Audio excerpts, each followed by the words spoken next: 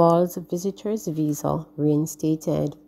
2 years after it was revoked, Energy Minister Darrell Val's United States visa has been reinstated. Valls was on Friday issued 1-year visitor's visa to the U.S., he said in an interview with Nationwide Radio. "I can confirm, and I am highly appreciative of the courtesy that has been extended by the U.S. Embassy in Kingston," Valls said. Valls' visa was snatched by the U.S. in November 2019. No formal reason was given for the revocation. "I am committed to pursuing the matter concerning the revocation of his U.S. visa with the aim of a positive result," Voss had said in a statement at the time. Philip Paulwell, the long-standing Member of Parliament for East Kingston and Port Royal, also had his visa revoked. It is unclear if he had since reapplied for another. Mayor warns of flooding from new developments. Mayor Delroy Williams warned this week of increased flooding in the corporate area if real estate developers do not practice rainfall harvesting. At the Monte Council meeting of the Kingston and St. Andrew Municipal Corporation, KSAMC, Williams said that the critical drains in the municipality were being cleaned, but did not have the capacity to cope with the increased surface runoff coming from new development projects. He said that increased hard surfaces on the new development projects contributed to the increased surface runoff during rainfall. The mayor said the KSAMC staff could encourage and make developers aware of the situation. At the October 2020 council meeting, Williams had agreed for new developments to be regulated to ensure that post-development runoffs is no greater than pre-development runoff. Any serious or responsible flooding reduction and mitigation measures must examine open space preservation, public or private. Floodplains are to be kept from the development or zone in such a manner that stipulates minimum lot sizes of acres, he said. Meanwhile, Williams told the council Tuesday that the KSAMC engineering department was helping to develop a design to prevent the breach of the river at 9 Miles, Bull Bay, that has damaged several houses in recent floods. Samuda says DCS to get technology upgrades. The procurement of closed-circuit television (CCTV) to enhance the surveillance in correctional facilities is now underway, says Minister without portfolio in the Ministry of National Security, Senator Matthew Samuda, during his State of the Nation presentation in the Senate earlier yesterday. The government is building out an Information Communication Technology (ICT) plan for the Department of Correctional Services (DCS) that rests on 4 pillars: community networking, communications, surveillance, and connectivity. The first priority of the plan is to push forward the rollout of the net infrastructure at all DCS facilities and offices. Currently, just about half of these locations have adequate computer networks installed. As a result, vital information and data must still be recorded and stored in hard copy. The inefficiency in terms of physical space and time spent searching through files for information cannot be overemphasized. This underscores the government's increased focus on adequate equipping the DCS to record and access information digitally, Samuda said. He added that electronic surveillance protects correctional officers and inmates by recording incidents for independent verification.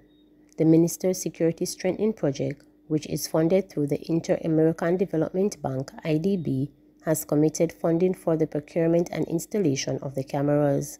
This ICT layout, valued at approximately $30 million per institution, will also include the establishment of internal networks, a monitoring room at the Horizon Adult Remand Center, and a monitoring center at the DCS headquarters, the minister said.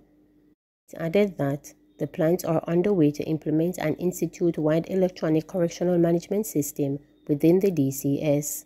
Samuda said the system will facilitate the digital collection of data, simplify the monitoring of inmates, and provide more vital management tools. It is the first step towards the true modernization of Jamaica's correctional services. Malahoo Ford says better roads are coming for her constituents. Admitting that some of the roads in her constituency have been neglected for years, Marlene Malahou-Ford, the Member of Parliament for St. James West Central, says commuters will soon benefit from a much-needed infrastructural upgrade. Let me just say to my constituents, I know that the community roads are bad, and with more than 50 roads fixed since I have been MP, that is still a drop in the bucket, Malahou-Ford reported at her constituent's office on Thursday.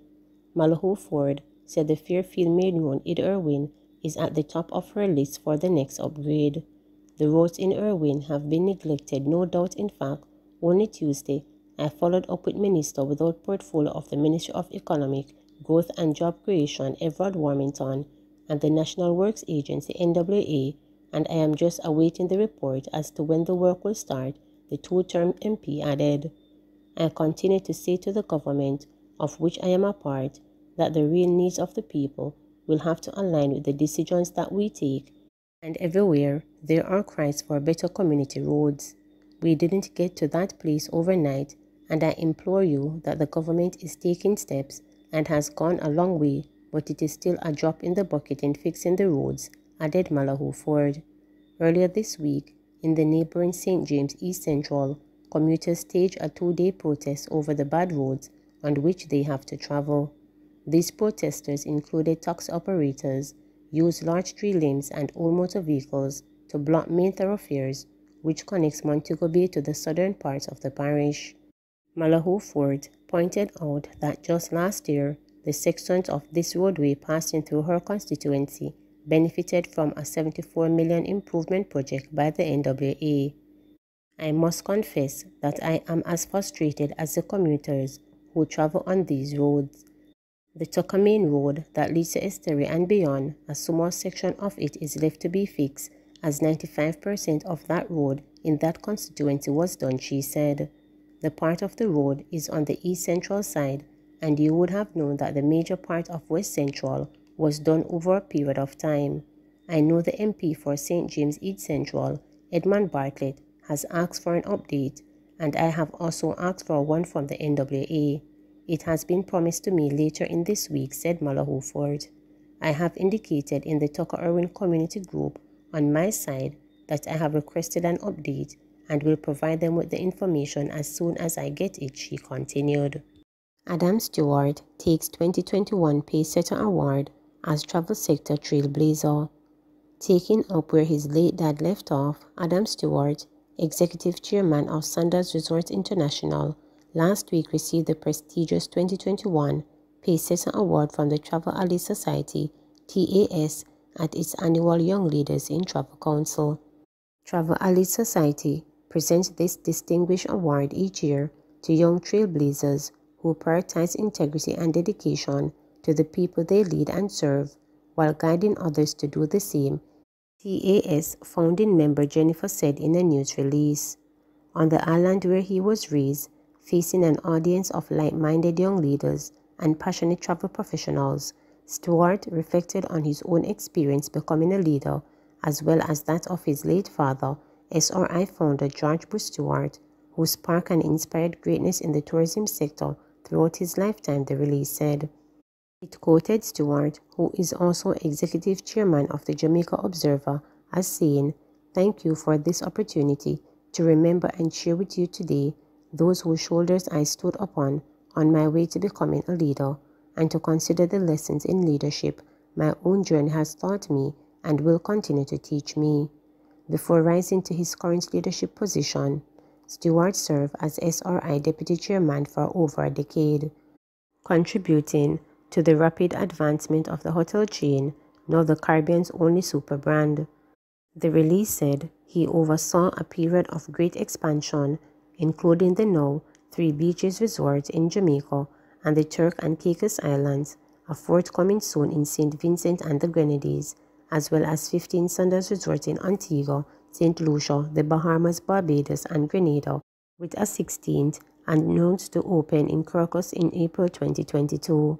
He also led the brand's transition to its now luxurious included signature and introduced the region's first over-the-water accommodations. Stewart additionally served as the president of the company's philanthropic arm, Sanders Foundation, a non-profit organization supporting schools, hospitals, and families in need fulfilling the promise of giving back to the Caribbean community.